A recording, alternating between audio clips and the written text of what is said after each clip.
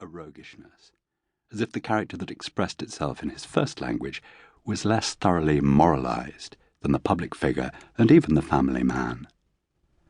Welsh people were better, or maybe they just had better names. Ossian Ellis, the harpist.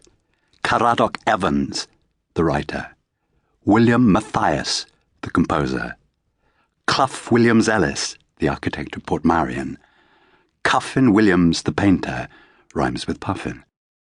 Every sound was firmly enunciated by Welsh speakers, taken care of at both ends, launched and landed.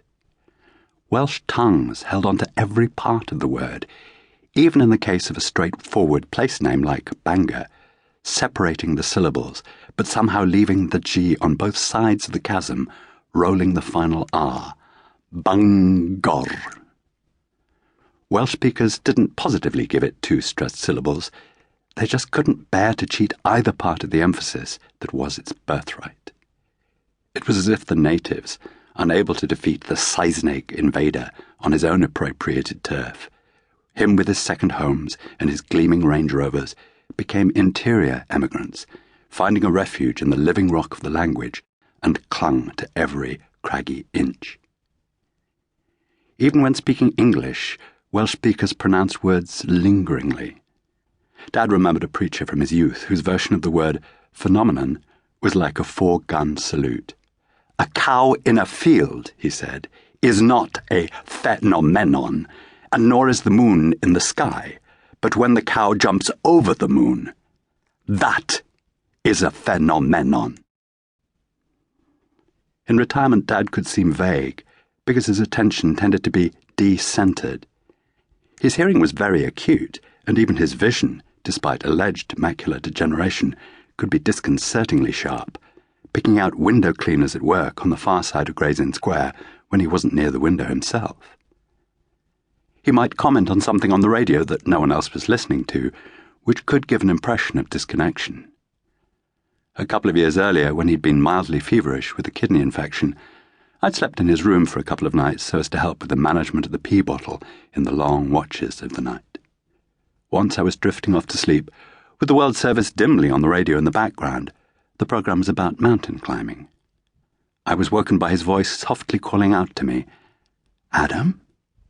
"Yes, Dad, what is it?" "Have you ever worn crampons?" If I hadn't made the connection with what was on the radio, I would have thought he was away with the fairies, not up on the peaks with the alpinists of the airwaves. It hadn't even seemed certain that he'd be able to take in the fact of Mum's death. His routine the morning after she had died was standard, with a carer arranged by the council helping him along the corridor to the bathroom, but from that moment on, the day's routine would be taken apart. I had the feeling, hearing the splash of water in the bathroom and the chatty coaxing, that he was being prepared for execution. I didn't know what I would do if at some point he asked, "Where's Sheila?" once he'd been told. Would I have to keep on breaking the news, or would it be better to come up with a story about her being out shopping, away on holiday even, and hope he wouldn't ask again? In fact, once he was installed in his bedroom chair and the carer had left, he took in the information fully and cleanly. He said, "Oh God," but then after a deep intake of breath, turned the exclamation into the beginning of a hymn, singing, "Our help in ages past, our hope in years to come."